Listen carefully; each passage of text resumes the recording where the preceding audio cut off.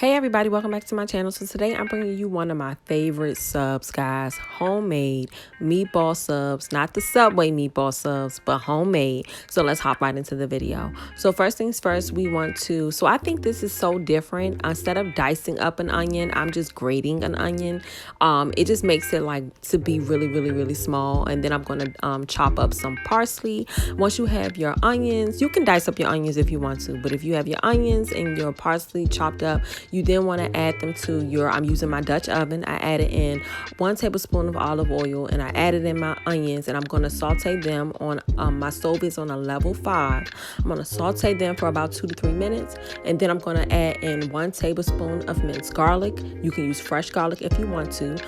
Saute that for an additional 2 to 3 minutes, and then I'm going to add in 2 cans of crushed tomatoes. You can actually take some whole peeled tomatoes and crush them yourself. I just think it's easier to buy the ones that's already crushed.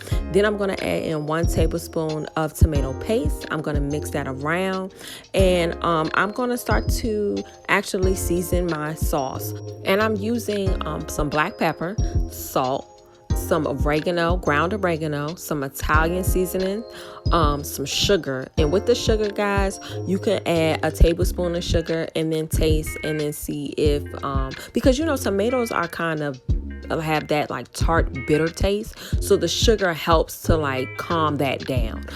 So I put in total about 2 tablespoons of sugar, but again, this is just seasoned to taste. So black pepper, salt, oregano, Italian seasoning, sugar, parsley. I'm gonna leave everything that I actually seasoned my sauce in the description box below.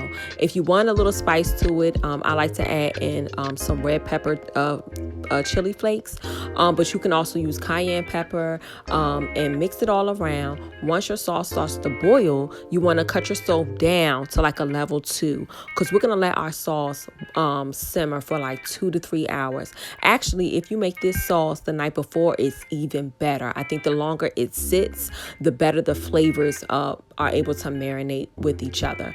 But taste as you go. Come back 2 hours later, taste again, see if it's to your liking, and if it's not, season some more, let it cook some more. Again, the longer that you let it sit, the better it's going to taste.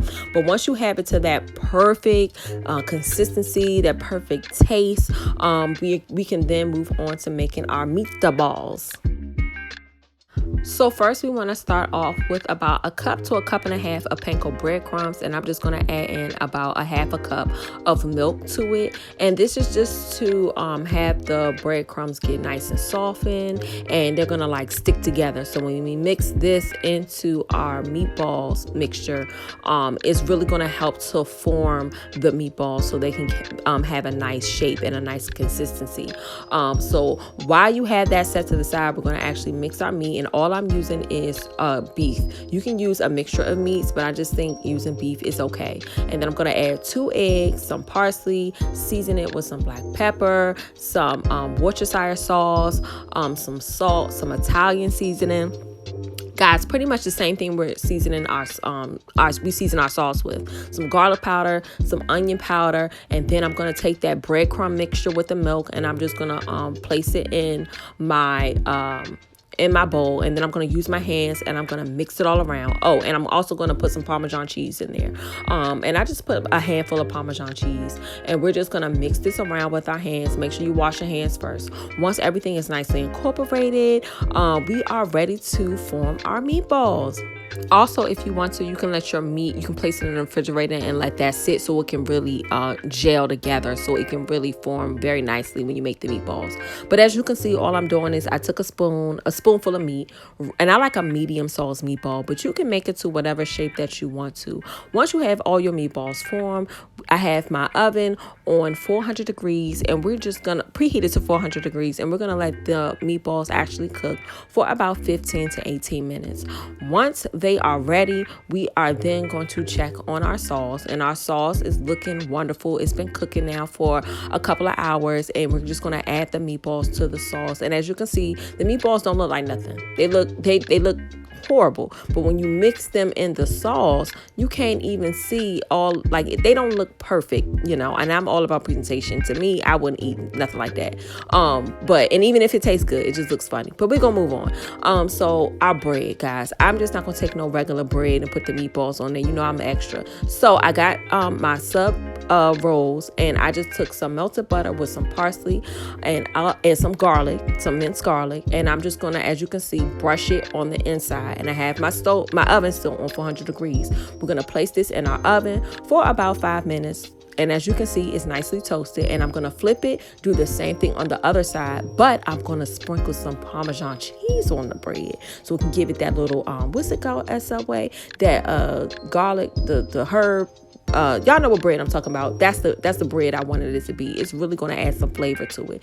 Now y'all can see the cheese has melted. We are now ready to assemble our meatball sub. So all I'm doing is taking the meatballs, because our meatballs now have been chilling in that sauce for about 30 minutes, guys. We want the meatballs to continue to marinate in that sauce for a long time. So we're just going to place the meatball down, then a slice of provolone cheese, another meatball, then a slice of provolone cheese, and then we're going to sprinkle some Monterey Jack cheese on top. But honestly, you can use whatever cheese you want to, pepper jack, cheddar, whatever. Then we're going to place them in the oven, still preheated to 400 degrees, and we're going to place them in the oven until the cheese has fully melted. And then we're going to come back for presentation time, because we all know presentation is key. Okay, so our subs are out the oven, and they look absolutely delicious. The cheese has melted. Everything looks and smells delicious. Subway what? We just gonna place these on a plate, and I like to serve my meatball subs with chips. You can have whatever type of chips you want. I like salt and vinegar. You can do French fries.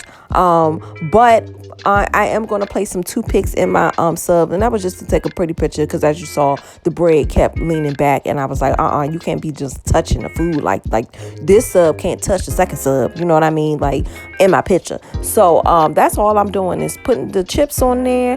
And then we're going to sprinkle some parsley, because everybody know parsley makes everything look pretty. And that's pretty much it, guys.